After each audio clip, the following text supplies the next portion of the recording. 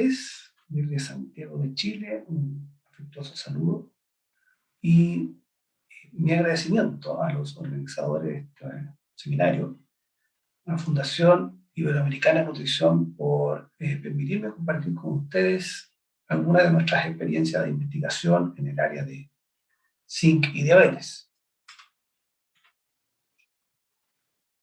Vamos a darle el contexto a esta presentación y esta situación que es conocida por muchos de nosotros bastante bien, esta doble carga de malnutrición, tanto por exceso como por déficit en muchos países.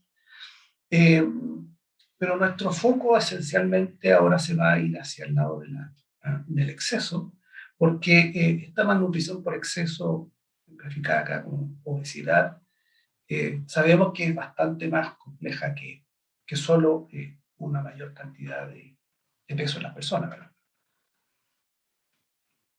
De alguna manera, graficar que esta es la situación actual y cambiar a lo que nosotros quisiéramos como una meta. La malnutrición por exceso y la obesidad conlleva también la aparición de enfermedades crónicas y un riesgo aumentado de varias de ellas, incluyendo diabetes tipo 2. Sabemos también que diabetes tipo 2 tiene un componente genético, una predisposición a desarrollar esta patología, pero también hay un componente muy importante ambiental, en el que el aspecto de nutrición juega un rol fundamental. En términos numéricos, tenemos acá esta cifra gigantesca de personas afectadas por esta patología, diabetes tipo 2, fundamental. Bueno, aquí está el total, pero es el número global enorme y con una proyección en los próximos años también bastante significativa. Esto que a nivel mundial se refleja en esta gráfica. Nosotros tenemos datos específicos en nuestro país, en el que se puede ver que en solo 7 años la prevalencia de diabetes tipo 2 aumentó de un 6.3 a un 9.4%. Es decir, prácticamente una de cada 10 personas que viven en Chile están afectadas por diabetes. Si a eso le incluimos aquellas que tienen la condición previa, que es prediabetes, o un poco anterior de resistencia a la insulina, podemos estar pensando en números realmente alarmantes. Este es uno de los tantos esquemas que existen para entender cómo se desarrolla esta patología, y obviamente no nos da el tiempo de irnos en detalle, pero hay alteraciones ambientales y predisposición genética que ocasiona algunas modificaciones metabólicas que van conduciendo lentamente hacia la resistencia a la insulina y su efecto en los tejidos periféricos, y que puede llegar incluso a una falla de factores compensatorios, ¿cierto?, por parte del páncreas, aumentando la secreción de insulina, pero hay un punto en el cual esto puede llegar a agotarse y ya es necesario que estas personas requieran insulina exógena. Entonces, el tiempo que transcurre, bueno, es variable y hay varias condiciones que van determinando cómo progresa esta enfermedad. ¿Cómo se maneja la diabetes? Bueno, lo más obvio, pero lo más difícil, son los cambios en patrones de alimentación y estilo de vida. Y eso, todos sabemos que necesitamos en este mundo de la nutrición lo difícil que es lograr que esto ocurra. Si eso se logra, bueno, evidentemente las predicciones son bastante mejores. Pero sabemos que es muy difícil. También la terapia farmacológica está ampliamente utilizada en la diabetes y debidamente justificada. Hay distintos medicamentos que se utilizan. Hay algunos que aumentan la sensibilidad a la insulina, otros que aumentan la producción de insulina. En fin, hay una batería de opciones, pero que también tienen sus efectos colaterales. Cuando ya el páncreas no puede responder a la demanda, simplemente se requiere insulina exógena, y son los pacientes requirientes de insulina. Nuestro interés y donde se empieza a juntar el mundo de nuestro laboratorio, que ha estado centrado en micronutrientes por muchos años, es si alguno de ellos, o alguno de ellos en particular, podría tener algún rol como coadyuvante, de alguna manera potenciar el manejo farmacológico o de alguna manera disminuir el riesgo o las consecuencias. Ese fue nuestro interés, esa fue nuestra pregunta. Y llegamos al zinc no por varias razones, una porque ha sido nuestro interés por muchos años, pero también porque hay razones biológicas que van hacia allá. Primero, zinc tiene un rol en la secreción, en la síntesis y la secreción de insulina. Es un dato muy, muy relevante. El otro dato relevante es que hay una acción a nivel de los tejidos periféricos que participa en la cascada de señalización de la insulina. Y también tiene roles sistémicos. Entonces, teníamos tres argumentos biológicos que nos hacían preguntar, bueno, ¿tendrá alguna posibilidad de ejercer algún rol y coayudar en esta tarea de manejo de la diabetes? Entonces empezamos a juntar la información que existía con la información que podíamos ir proporcionando en nuestros estudios. Y las primeras observaciones que relacionan zinc y diabetes son bastante antiguas. Estamos hablando del año 38, de este estudio hecho en Canadá, donde se observaban que los pacientes con diabetes tenían un nivel de una concentración de zinc en el páncreas que era la mitad de los que no tenían diabetes. Primera observación. Después, con el tiempo, se fue generando mayor información que nos permitía llegar a esta conclusión. El zinc resultaba ser esencial para el correcto procesamiento, almacenamiento y secreción de la insulina. Ya son palabras mayores. Hay diferencias. Sabemos que hay varios tipos de diabetes, diabetes gestacional, pero aquella que nos interesa fundamentalmente, diabetes tipo 1 y diabetes tipo 2. La gran mayoría de los pacientes que están afectados por diabetes mellitus son tipo 2, donde existe esta asociación que mostramos en una gráfica anterior. La diabetes tipo 1 tiene un componente autoinmune muy importante, que no es el caso de la diabetes tipo 2. Y eso en relación a los efectos que tiene en los parámetros que nos interesa a nosotros combinar zinc y diabetes, hay algunas observaciones interesantes. Los niveles plasmáticos en diabetes tipo 2, los niveles plasmáticos de este grupo control, 16, el grupo diabetes, los niveles plasmáticos están reducidos. Y en la diabetes tipo 1, contraste, están aumentados. No es sorpresa porque el páncreas es un tejido donde se acumula una cantidad significativa de zinc. Mantiene ahí. Por lo tanto, si hay una destrucción de las células beta pancreáticas, ese zinc se va a liberar. Eso explica por qué en la diabetes tipo 1 los niveles son un poco más elevados. Pero nuestro interés, insisto, está en diabetes tipo 2. De tal forma entonces que tenemos que este elemento, zinc, se encuentra, por un lado, relacionado con la resistencia a la insulina y por otro lado con la disfunción de las células beta pancreáticas. Y eso lo hace bastante atractivo para su estudio. Algunas cosas que tienen que ver con el metabolismo propio o las características propias del zinc en el organismo. Primero, es un elemento que si bien está en cantidades bastante pequeñas en el cuerpo, una persona de un peso promedio debe tener como máximo los 2.5 gramos de zinc. El aporte y la contribución es en múltiples formas, y además porque este zinc tiene una serie de características que son muy particulares. Y una de ellas es que se moviliza en forma muy ágil Los átomos de zinc se movilizan de una forma bastante rápida y ágil entre tejidos hacia el plasma, desde el plasma dentro de la célula, y este es un esquema ya que tiene algunos años, pero simplemente para ilustrar esto. Existen dos familias de transportadores. El zinc no se mueve solo, al que lo transporta, pequeños polipéptidos, que lo movilizan. Y estos transportadores se han identificado que son 24. Tenemos 14 de una familia que se denomina ZIP y 10 de una familia que se denomina ZNT.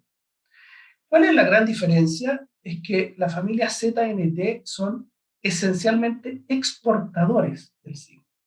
Exportadores desde el citoplasma, ¿no? Desde el citoplasma. Por ejemplo, acá tenemos el ZNT2 que exporta desde el citoplasma a una vesícula o al Golgi o también que exporta desde, vamos a buscar dónde está ZNT1, que es el característico exportador hacia el extracelular. Y los ZIP, por otro lado, son importadores hacia el citoplasma. Esto es en términos generales. En términos generales porque esto es tejido específico y no solo tejido específico dentro de un órgano, por ejemplo en el páncreas, las células alfa tienen un perfil de transportadores que es distinto a las células beta. Primer elemento que hay que tomar en cuenta. Y aquí ocurre un hallazgo que es crucial. El hallazgo crucial fue que uno de estos transportadores, ZNT8, voy a volver porque me equivoqué, ZNT8 fue identificado en el páncreas y era este elemento clave en la síntesis y secreción de insulina. Esta información es fundamental. No solo se encuentra que está relacionado este transportador ZNT8 con el zinc y con insulina, sino que de una forma bastante concreta.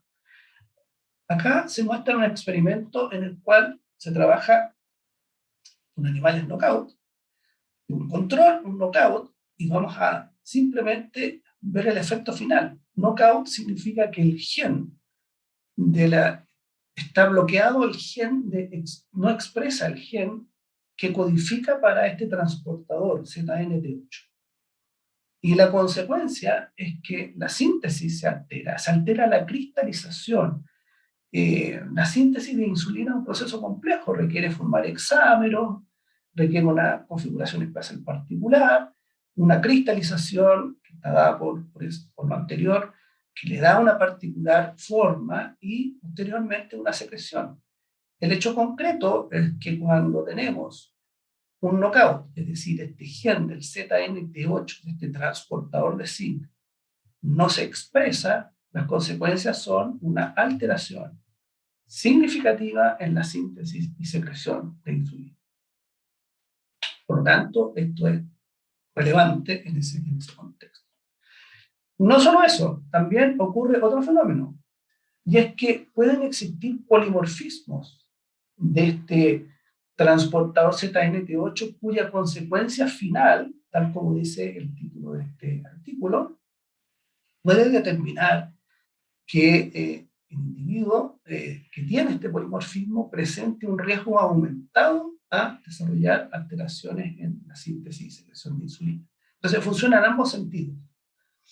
Y eso es importante.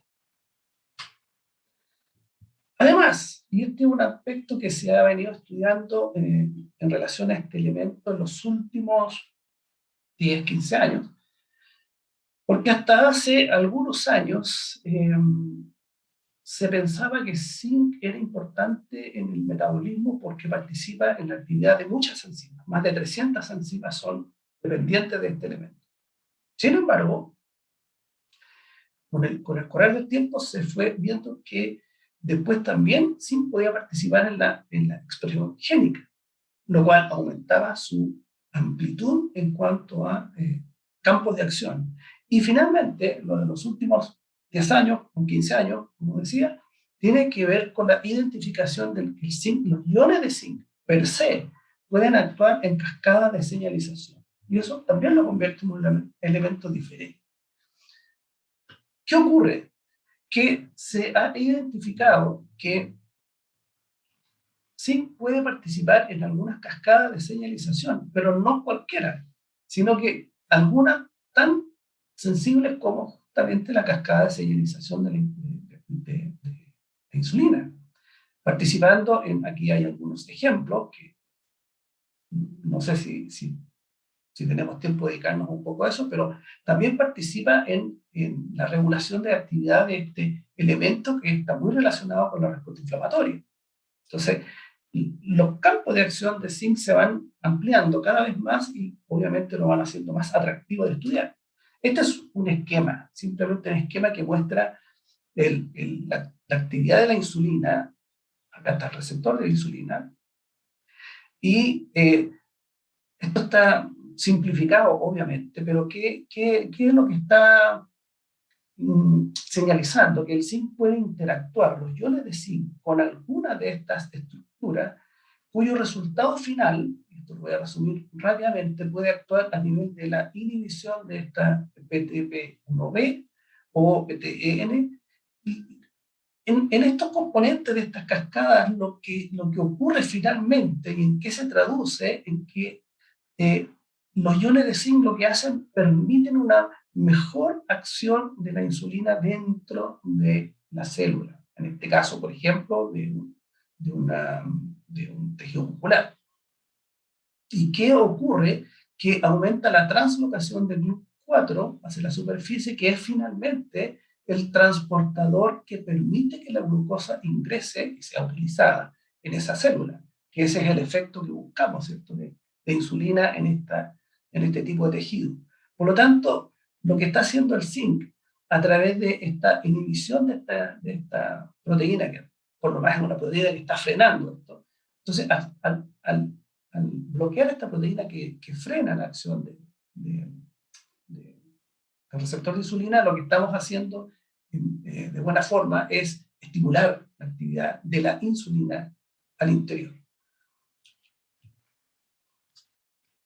Entonces, si uno quiere resumir qué hace en términos ya bastante más macro, y no solo en este aspecto específico, por un lado, de la secreción de la insulina, síntesis y secreción, segundo, acción de la insulina. Bueno, también sabemos que el zinc tiene roles sistémicos, antiinflamatorios, antioxidantes y antiapoptosis. Entonces, con todo este panorama de fondo, uno puede ir elaborando, como lo hizo este autor, un esquema donde interactúa a nivel del zinc, a nivel de la célula pancreática, a nivel del tejido periférico, y de alguna manera relacionar todos estos elementos con el desarrollo y progresión de diabetes, que puede ser, por supuesto, positivo o negativo. Ese fue nuestro interés. Bueno, pero obviamente no fuimos los primeros que se nos ocurrió esto, ¿no? Ya había estudios en este tema. Existía, cuando nosotros comenzamos con nuestras investigaciones, 2 metaanálisis, pero que tenían una mezcla de información, porque obviamente no había mucho estudio, de diabetes tipo 1, diabetes tipo 2, incluso algunos con diabetes gestacional, si bien llegaban a ciertas conclusiones que están señaladas acá, que hacían cuestionar qué tan sólidas eran esas conclusiones, dado las falencias propias de estudios que eran bastante preliminares. Las principales conclusiones eran que había unos efectos modestos en disminuir, eran efectos de la suplementación de zinc, en la disminución bastante modesta en glucosa sérica, en hemoglobina glicada, algunos estudios, y algunos en este indicador de OMA, que es el Homeostatic Model of Assessment, es una forma de medir resistencia a insulina. Entonces, algunos mostraban que efectivamente el zinc también había sido capaz, la suplementación con este elemento, de lograr algunos efectos beneficiosos, pero débiles. Hay dos metaanálisis posteriores. Del año 2019, donde encuentra algunos efectos significativos, ya se incluye un número mayor de estudios, 32, también con algunos, cuando uno lo analiza en detalle, con algunas dificultades en la comprensión de algunas cosas, pero ya apuntando a que efectivamente la suplementación podría tener algún efecto en glucosa en ayunas, y uno de los intereses de estos autores fue identificar qué era mejor, si orgánico o inorgánico. Encontraron que inorgánico era un poco mejor. Alguna respuesta después de una curva de tolerancia, insulina plasmática, hemoglobina glicada, y también algunos valores, algunos estudios mostraban respuestas significativas en hoja. Como digo, y voy a mostrar un par de estas figuras que se acompañan en los metaanálisis. Si bien es cierto, la conclusión es válida en el sentido de que hay un efecto significativo, ustedes ven que la dispersión de respuestas, y hay algunos estudios que de alguna manera tienen un efecto muy, muy potente en el resultado final, pero el resultado, el, el valor que resume, muestra que el efecto es modesto, pero significativo. Y en OMA también, y también tenemos la misma situación, en el sentido de la dispersión de valores es bastante amplia, que resume, finalmente. Bueno, el segundo estudio de metaanálisis fue publicado el año pasado, y tenía algún interés dirigido ligeramente diferente, pero también incluye, en este caso, 27 estudios, y los principales hallazgos están señalados acá. El interés de estos autores fue separar los efectos por dosis y por duración. Entonces, los estudios denominados de dosis baja es aquello donde se usaba menos de 25 miligramos de zinc, y encontraron efectos beneficiosos en insulina, perdón, sí, en resistencia a insulina, y están señalados ahí glucosa en ayunas y algunos parámetros del perfil lipídico. Y en dosis mayores encontraron efectos en hemoglobina glicada y en resistencia a insulina. Después separaron los estudios por duración, corta duración y larga duración. Quiero llamar la atención de que el corte lo hicieron en 12 semanas. Una patología como diabetes, 12 semanas en realidad no es mucho. Pero lo que ocurre es que la información disponible es la que se cuenta, y con eso los autores tienen que trabajar. Y encontraron algunos efectos en glucosa en ayunas, insulina, en resistencia a insulina, y algunos elementos del perfil lipídico. Acá están algunas de las gráficas, y claro, cuando se va dividiendo los estudios por, en este caso, por algún criterio, ¿cierto? Dosis, tenemos, el N puede ser un problema, acá tenemos muy poquitos casos, estos son baja dosis, y dosis pequeña, menos de 25 miligramos y más de 25. Y esto separado por duración, donde se puede apreciar la respuesta de los distintos estudios. Bien, entonces cuando uno resume todo esto, llega a la conclusión de que, a pesar que existen los metaanálisis que están bien hechos, por cierto, están publicados en revistas de alto prestigio, igual uno se queda con algunas preguntas, porque los diseños experimentales de los estudios, cuando uno los va analizando en detalle, son extraordinariamente amplios, hay diferencias gigantescas.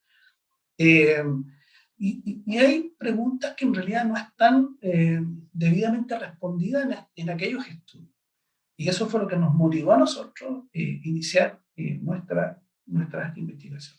Primero, la condición de diabetes de los participantes, curiosamente, no está muy bien definida en todos los estudios que están incluidos en los metaanálisis. La información del estado nutricional de zinc prácticamente ausente, muy pocos datos, y la duración de los estudios. Solamente hay 2 que duran 6 meses y solo uno de 12 meses. Esa fue nuestra gran motivación.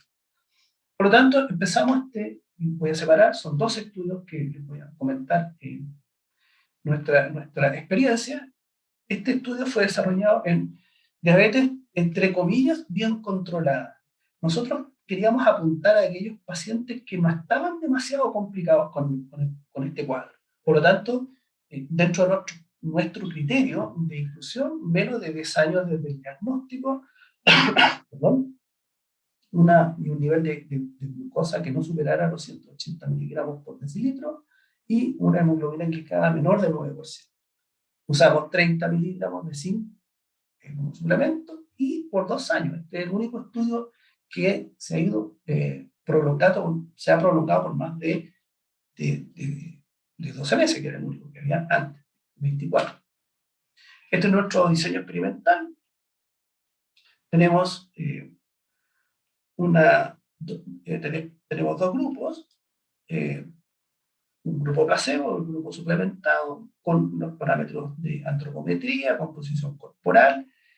Hicimos para control glicémico, hicimos esta curva que se denomina el muestreo frecuente, lo voy a explicar más adelante, varios indicadores de estado nutricional de zinc, marcadores de inflamación, de estrés oxidativo, hicimos algunos análisis mononucleares y un seguimiento clínico muy acabado con estos pacientes y lo seguimos 24 meses.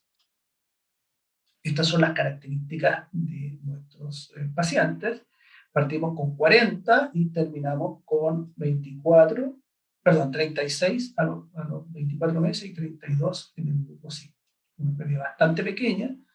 Estas son las características de ellos. Si ustedes se fijan, el promedio de años de diagnóstico 4,5 y 4 años, por lo tanto no llevaba mucho tiempo de diagnosticado y era nuestro grupo objetivo. Acá tenemos algunos de los resultados. Primero,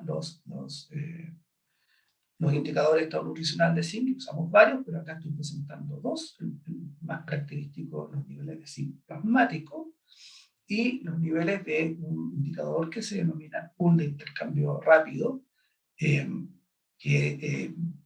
es un poco mejor en términos de sensibilidad para identificar el estado nutricional de las personas.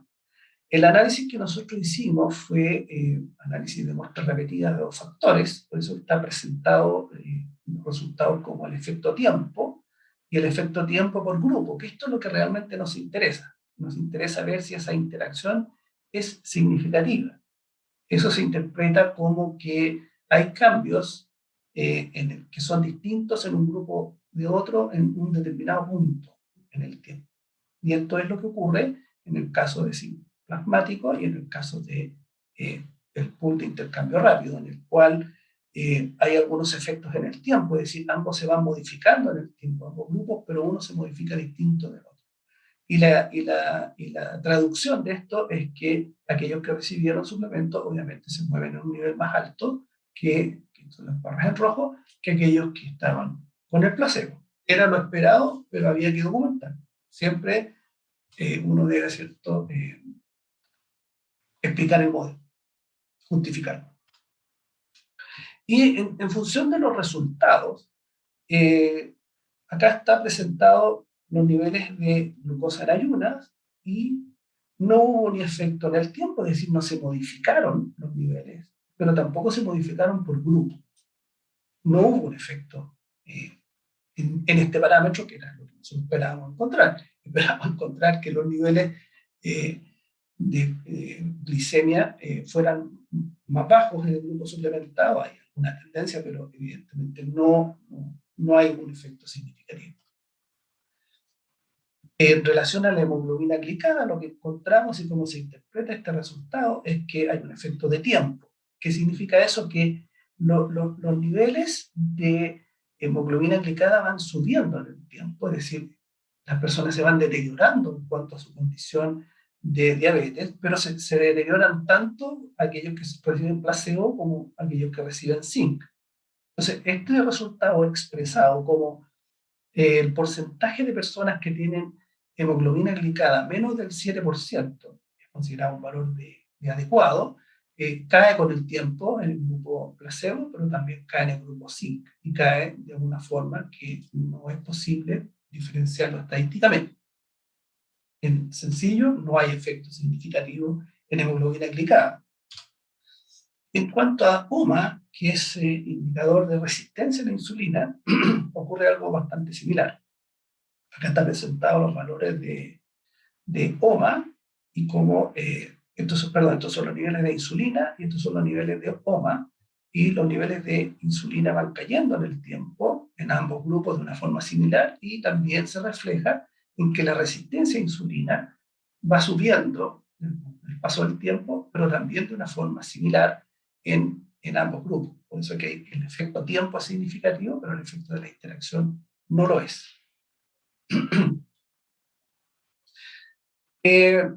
Una forma, el gold standard para medir resistencia a la insulina es hacer el clamp euglicémico hiperinsulinémico. Es un procedimiento complejo, costoso y cuesta mucho implementar. Lo que más se acerca es una curva de tolerancia una curva de tolerancia a la glucosa inyectada intravenosamente, y que después se aplica el modelo mínimo de Bergman, que permite conocer varios parámetros en términos de la regulación de la glicemia. Y este se hace de la siguiente forma. Se hace una infusión se hace una infusión de glucosa endovenoso, y se toman muestras frecuentes, muy poco, se toman alrededor de 30 muestras.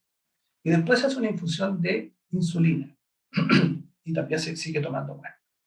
Acá se ve, estos son los valores de glicemia, cómo se comportaría, ¿cierto? Al momento de la infusión obviamente se dispara, después empieza a bajar, que este es el efecto propio de la glucosa, y después el efecto de una insulina agregada, y los valores de insulina que obviamente también. Con eso y con este software nos permite conocer parámetros que son súper importantes. Uno de los que más interesan son que es lo que se denomina AIR glucosa, que es Acute Insulin Response. Es la liberación rápida de insulina, la primera fase, la respuesta del páncreas inmediata. El otro parámetro que interesa es que se denomina SI, que es el índice de sensibilidad a la insulina, y que obviamente refleja el efecto de esta hormona para intentar normalizar los valores de glucosa. El otro parámetro que interesa que se denomina SG o Glucose Effectiveness, que es el efecto de la glucosa per se para estimular la reducción de los niveles circulantes de glucosa, pero a un nivel de insulina basal. Y finalmente, el otro parámetro que interesa se denomina Disposition Index, que es sensibilidad a la insulina multiplicado por AIR, por la liberación temprana de insulina, y que refleja la sensibilidad de insulina, pero normalizado al nivel de la resistencia de insulina que tiene ese paciente. Entonces, con estos parámetros nosotros podemos conocer bastante más que solamente los niveles de glucosa en ayunas. No los voy a agotar con los resultados porque he decidido mejor presentar simplemente las comparaciones estadísticas. Y en las comparaciones estadísticas se vuelve a repetir algo que habíamos estado visualizando en los resultados anteriores, y es que hay efectos en algunos de estos parámetros del tiempo, es decir, se modifican, pero no se modifican en forma diferencial por el grupo. En otras palabras, la interacción no es significativa en ninguno de estos parámetros, y también, en sencillo, significa que el tratamiento con zinc no tuvo efecto en ninguno de estos parámetros en nuestro estudio. Nosotros también, a diferencia de la mayoría de los estudios, hicimos un catastro de qué medicamentos se estaban usando, y acá se pueden apreciar. Nuestros pacientes mayoritariamente utilizan metformina sola y una cantidad importante de metformina más sulfonilureas. Tenemos, ¿cierto?, por un lado la metformina, que es un agente que aumenta la sensibilidad a la insulina, y por otro lado tenemos sulfonilureas que estimulan la secreción de la misma a nivel pancreático. Estos son los medicamentos que los pacientes estaban usando y siguieron usando.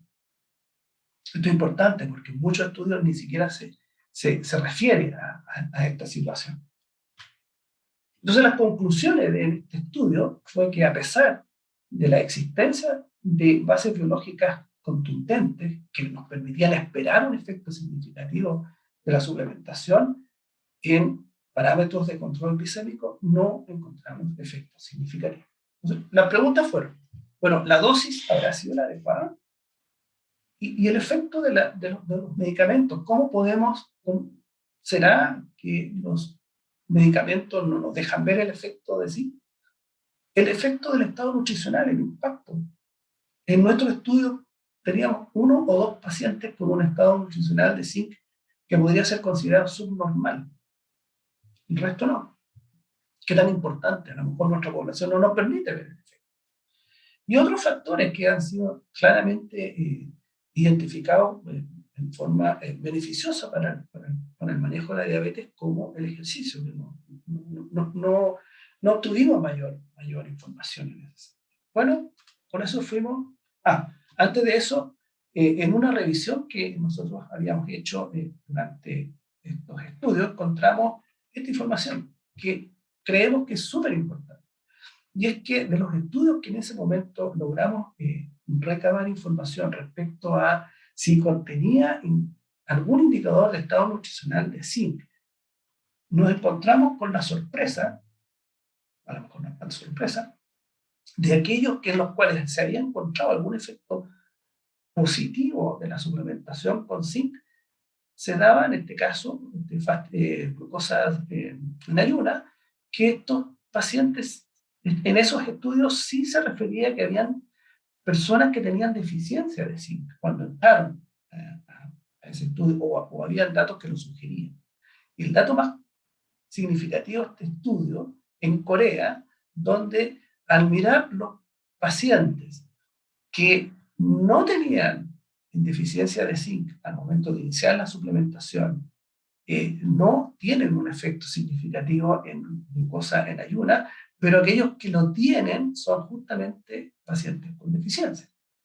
Entonces, la pregunta es, ¿esto trasladado a un número mayor de estudios o en poblaciones donde hay una proporción mayor de personas con deficiencia, quizás los resultados que tuvimos en nuestro estudio podrían ser distintos? No podemos cambiar nuestra población, ¿no? Afortunadamente, por un lado, la deficiencia de zinc en Chile es prácticamente muy baja, prácticamente ausente. Por eso que en nuestros estudios en adultos, en personas con diabetes, prácticamente no tenemos casos de valores subnormales. Bueno, fuimos a un segundo estudio. Este segundo estudio ya apuntamos a una población no tan bien controlada, por lo tanto, ya incluimos pacientes con 14 años desde el diagnóstico de la diabetes, hemoglobina glicada 10, ¿no? Fuimos un poco más tolerantes con los llenos de inclusión, pero apuntamos al componente ejercicio. Nosotros dijimos aquí, posiblemente la interacción sin ejercicio sí hace un efecto. Sabemos que hay efectos, cada uno por separado. Veamos qué más. Aumentamos la dosis a 40. ¿Cuáles eran nuestros argumentos desde el punto de vista biológico? Bueno, el ejercicio se sabe que activa una vía que es la MPK, que dicho sea de paso es la misma vía sobre la cual actúa metformina, por lo tanto tiene que ver con aumentar la sensibilidad a la insulina, aumenta la translocación de GLUT4, también curiosamente participa en esta vía donde el zinc hemos visto que también tiene un rol en la activación de AKT, que tiene que ver con la cascada de señalización de la insulina, y por supuesto este otro componente, que el mismo ejercicio aumenta la masa muscular. Y al aumentar la masa muscular, lo que tenemos es una mayor superficie de que podría ser utilizada esta glucosa, ¿cierto? Entonces, esta es la lógica, este es el racional de este estudio. Tenemos que el ejercicio puede ser de dos tipos, ¿cierto? Este ejercicio puede ser de, de resistencia o de fuerza.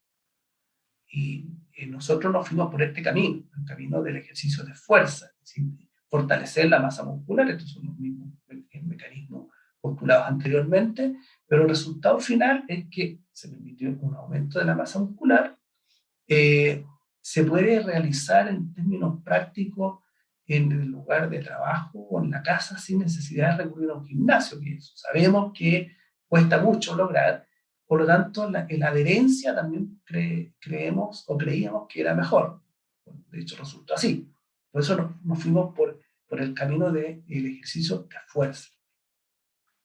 Se desarrolló un protocolo específico y los argumentos, ¿cierto?, son que en las cascadas de señalización participa tanto ejercicio como participa zinc, y finalmente el efecto que nosotros esperábamos encontrar era un efecto más positivo que cada uno por separado, cada uno de estos factores por separado. Teníamos como resumen de esto, ¿cierto?, los roles antiinflamatorios, antioxidantes, antiapoptóticos del zinc, una mejor preservación de la masa muscular por estos roles, una mejor preservación de las células del pancreático y una mejor síntesis y secreción de insulina por el lado del zinc, más lo anterior que teníamos por el lado del ejercicio. Este es nuestro diseño experimental, 40 miligramos y ejercicio, un grupo control, un grupo zinc, un grupo con ejercicio y la combinación de ambos.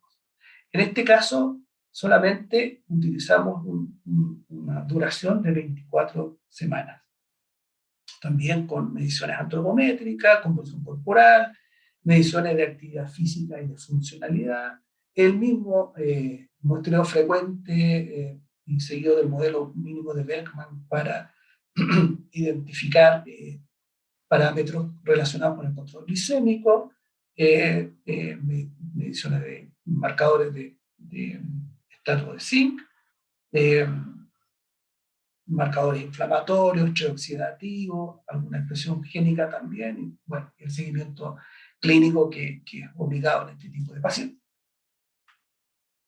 Son las características de nuestros sujetos: 55.9 años, un IMC promedio de 30, aquí el diagnóstico de diabetes, en el estudio anterior era 4.5 años, que es 5.3, y el nivel de hemoglobina glicada.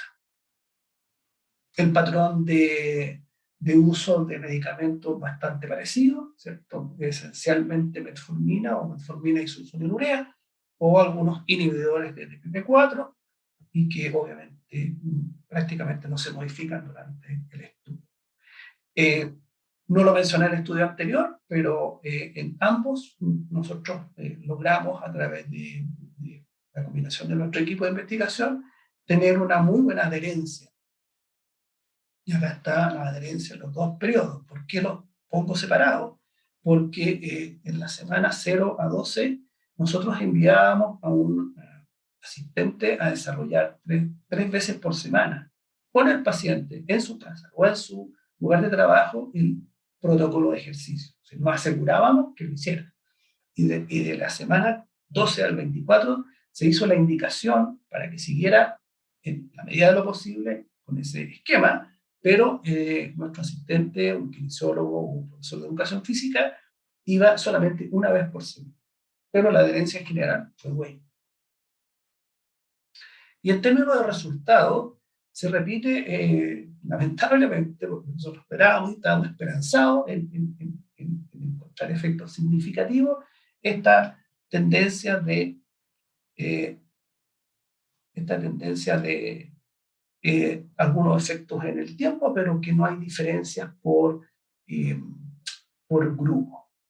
En otras palabras, nuevamente, el efecto de la suplementación con zinc, con o sin ejercicio, no tuvo efecto significativo en glucosa en ayuna, ni en insulina sérica,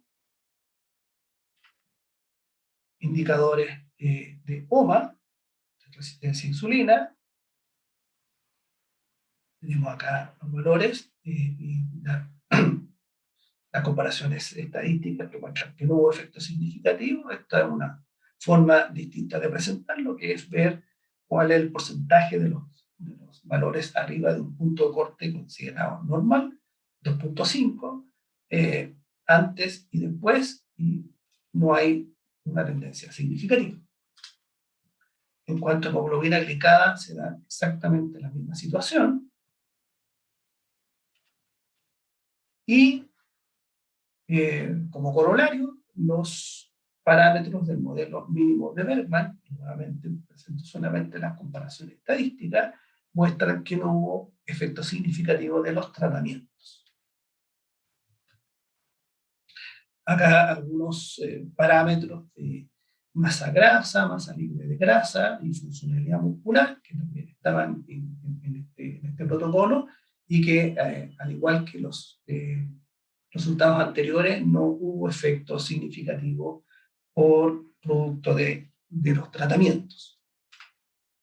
En cuanto a los marcadores de inflamación, de estrés oxidativo y de metabolismo lipídico, para no agotarlos con gráficas y tablas, simplemente comparto con ustedes nuestra frustración de que el cambio entre la semana 24 y la semana 0 no fue significativa en ninguno de los parámetros que están señalados acá en relación al efecto de los tratamientos.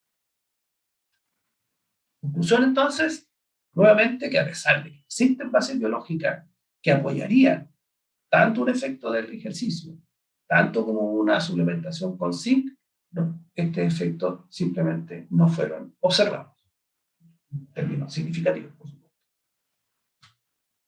Entonces, la conclusión general de nuestros estudios, que los efectos de la suplementación sola o acompañada de un protocolo de ejercicio sobre el control glicémico, sobre el control y parámetros metabólicos, hay un error tipográfico, continúa siendo materia de interés y que debería ser resuelta en estudios que tengan mejor controladas las variables que se van a medir. ¿Qué aspectos nosotros identificamos que se tienen que aclarar? Uno, el rol de los medicamentos. La pregunta es, y es difícil responderla, por cierto, ¿en qué medida los medicamentos que se usan en el control de la diabetes enmascaran el efecto de la suplementación de zinc o los efectos de ejercicio? En realidad, con nuestro diseño no podemos diferenciar ese efecto. También tenemos una limitación en nuestra realidad, en el sentido de que necesitamos poblaciones donde se hagan estudios parecidos, pero donde exista una condición subnormal de zinc para ver qué tanto impacta realmente el cómo inician los pacientes en cuanto a su condición de zinc una respuesta frente a una suplementación en este cuadro. Y una pregunta que queda y que se abre, ¿no? Bueno, ¿suplementamos con sales de zinc como estamos acostumbrados o el hecho de suplementar a través de alimentos biofortificados hace una diferencia? Hay grupos que ya están estudiando esto y ojalá que tengamos estudios pronto para llegar a conclusiones que nos permitan tener una visión más clara de este fenómeno. Bueno, ustedes comprenderán que todo esto que les he relatado es producto del esfuerzo de muchas personas, los cuales mi profundo agradecimiento. Tengo una lista de colegas con los que hemos trabajado todos estos años en estos estudios y, por cierto, mi agradecimiento también a, nuevamente, la Fundación Pinut, que nos ha invitado y muchísimas gracias por esta oportunidad.